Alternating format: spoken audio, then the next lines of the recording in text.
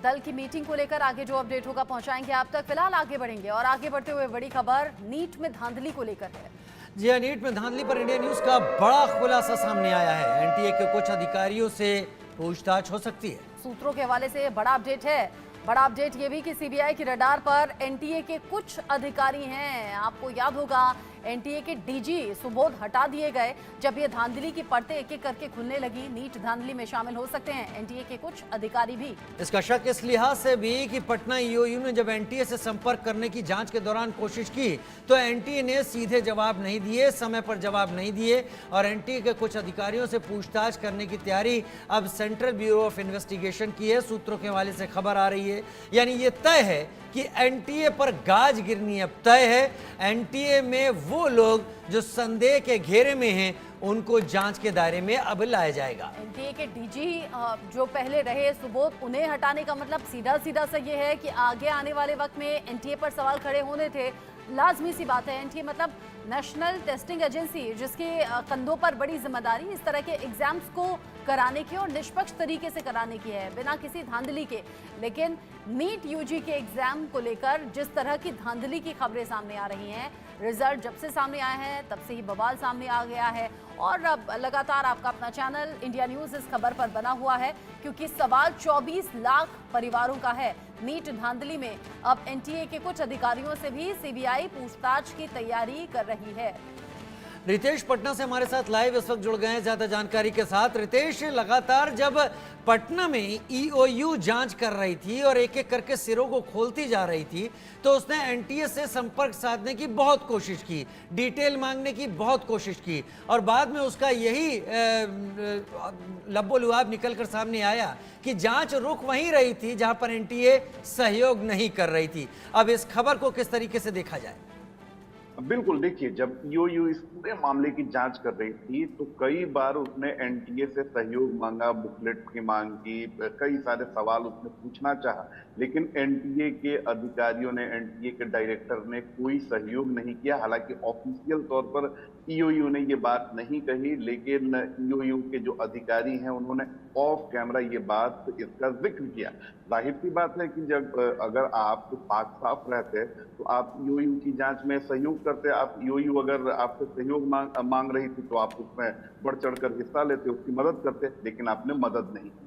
लेकिन अब जो हमारे सोर्सेज हैं सीबीआई को, देखिए कि आज केस हैंड ओवर हुए लगभग 1 सप्ताह हो चुके हैं सीबीआई को और सीबीआई काफी तेजी से इन्वेस्टिगेशन कर रही है। और जो एहसानुल हक है जिसकी गिरफ्तारी हुई झारखंड के हजारीबाग से, ओएसिस स्कूल का वो प्रिंसिपल है, उसने कई अहम जो इंपॉर्टेंट जानकारी है उसने सीबीआई को बताया है और लगातार पूछताछ में खुलासे हो रहे हैं। और जो हमें जानकारी मिल रही है उसके अनुसार अब एनटीए में कुछ अधिकारी हैं, कुछ कर्मचारी हैं, उनकी लिस्ट सीबीआई तैयार कर रही है और सीबीआई बहुत जल्द उनसे पूछताछ कर सकती है क्योंकि बगैर एनटीए के अधिकारियों के मिली भगत से नीट में लीक होना काफी मुश्किल है क्योंकि बहुत फुल प्रूफ ये परीक्षा ली जाती है।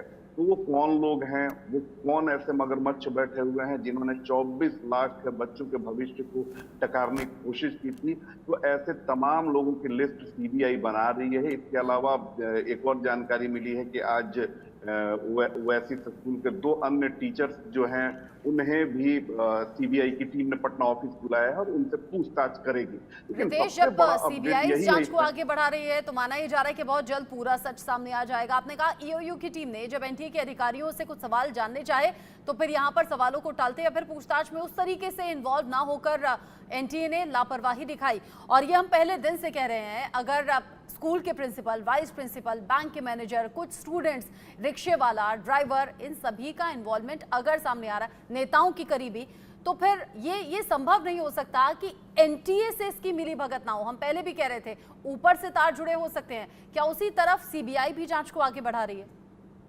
बिल्कुल उसी दिशा में ये जांच आगे बढ़ रही है। और देखिए कि इंडिया न्यूज ने जो सवाल बनाया था, हमने 15 सवाल बनाए थे और उन्हीं 15 सवालों के आधार पर सीबीआई पूछताछ कर रही थी। हमने लगातार पूछा कि प्रश्न पत्र आखिर लीक कैसे हुआ। सीबीआई ने यही सेम सवाल जो है वो जो गिरफ्तार आरोपी हैं उन सभी लोगों से पूछा है।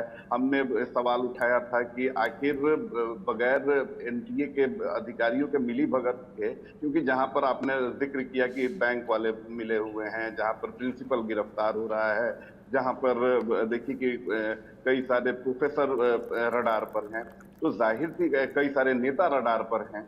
तो जब इतने सारे लोग जो नेक्सस में शामिल हैं, जब इन लोगों पर लगातार दबिश बन रही है, तो आखिर एनटीए के अंदर कैसे ठीक है रितेश, हम एक बड़ी खबर का रुख है। कर लें, उसके बाद एक बार फिर आपका रुख करते हैं। नीट परीक्षा को लेकर घमासान लगातार जारी है। अपनी मांगों को लेकर छात्रों ने भी प्रदर्शन किया था। आज संसद मार्च का घेराव करने की भी तैयारी, संसद मार्च की तरफ आगे बढ़ेंगे छात्र। एनटीए के खिलाफ छात्र संगठनों का हल्ला बोल पहले दिन से जारी है। 4 जून के बाद से छात्र लगातार सड़कों पर हैं। उधर इंडिया गठबंधन की प्रेस कॉन्फ्रेंस में शामिल होंगे, क्योंकि आज दिल्ली में प्रेस क्लब ऑफ इंडिया में इंडिया ब्लॉक से जुड़े हुए राजनीतिक दलों के छात्र संगठन एक प्रेस कॉन्फ्रेंस भी करने जा रहे हैं। रितेश मेरे साथ लगातार जुड़े हुए हैं। रितेश, हालांकि दिल्ली में एक्टिविटी बहुत ज़्यादा है, संसद में भी नीट पर बात हो रही है, राष्ट्रपति महोदया ने भी अपने अभिभाषण में नीट की बात की है, सरकार दबाव में है, सीबीआई जांच भी चल रही है, लेकिन एहसानुल हक और इम्तियाज़ के अलावा ओएसिस स्कूल से 2 और टीचरों को आज बुलाया गया है पूछताछ के लिए। क्या सीबीआई को लग रहा है कि यहां से उन लोगों के सुराग मिल जाएंगे पुख्ता तौर पर जो एनटीए में मौजूद हैं?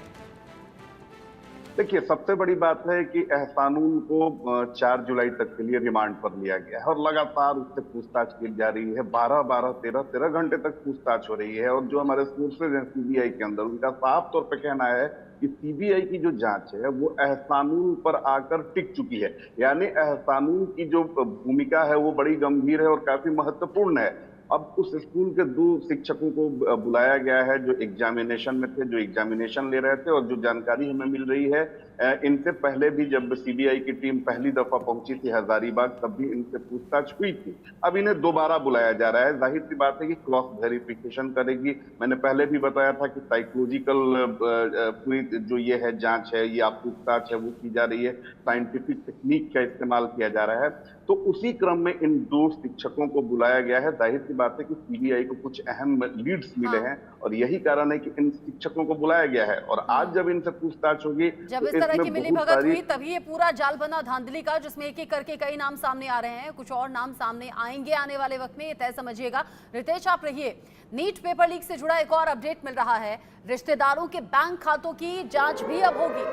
आरोपियों के रिश्तेदारों की जांच होगी, उनके बैंक खातों की जांच करने की तैयारी है, क्योंकि अगर पैसा आया है और वो इन खातों में मौजूदगी मिलती है तब पुख्ता सबूत हाथ लग जाएंगे। कई बार आरोपी के जरिए ऐसा किया जाता रहा है कि अपने बैंक खाते में न लेकर अपने करीबियों के बैंक अकाउंट्स में पैसे का लेन देन होता है। वही बात अब सीबीआई पता लगाने की कोशिश कर रही है। 20 अप्रैल से 10 मई तक के लेन देन की पूरी जांच अब सीबीआई करने वाली है। यानी कि कोई भी गुंजाइश इस मामले में छोड़ना नहीं चाहती सीबीआई कि सच अधूरा रह जाए या कोई सच छिपा रह जाए। रितेश, जो भी लोग मददगार हैं इन सोलवर गैंग के सदस्यों के या सरगना के या उनके जो नजदीकी रिश्तेदार हैं, उनके जो मित्र हैं, तमाम लोगों की एक लिस्ट सीबीआई ने बनाई है। और आपने बिल्कुल सही कहा कि ऐसे लोग जो हैं वो ट्रांजैक्शन खुद के अकाउंट में नहीं करते हैं, बल्कि इसके लिए भी वो एक फौज तैयार करके रखते हैं। उनके अपने रिश्तेदार होते हैं, उनके ड्राइवर होते हैं। आपने देखा किस तरह से पिछले महीने झारखंड में एक मंत्री के प्यून के पास से कितना पैसा भरा, नौकर के पास से। तो उसी तरीके, उसी मॉड्यूल पे ये लोग भी काम करते हैं। अपने रिश्तेदारों के पास ट्रांजैक्शन कराते हैं, पैसे का लेन देन उनके थ्रू कराते हैं, मित्रों के थ्रू कराते हैं, और ये पाक साफ बचे रह जाते हैं। तो अब क्या है कि इसमें सीबीआई वैसे तमाम रिश्तेदारों की, मित्रों की और इनके सहयोगी की पूरी लिस्ट उसने तैयार कर ली है और अगले 1-2 दिनों में उन पर भी दबिश डलेगी। और जब किसी का गला फंसता है तो वो अपनी बात या जो जानकारी होती है उचित, वो सीबीआई को जरूर देती है। तो इस मामले में भी सीबीआई को ये उम्मीद है कि जब रिश्तेदारों पर वो शिकंजा कसेगी तो कई अहम जानकारी उस तक मिल सकती है। पैसा कहां से आया, किन लोगों ने दिया, उन तक भी सीबीआई पहुंचना चाहती है।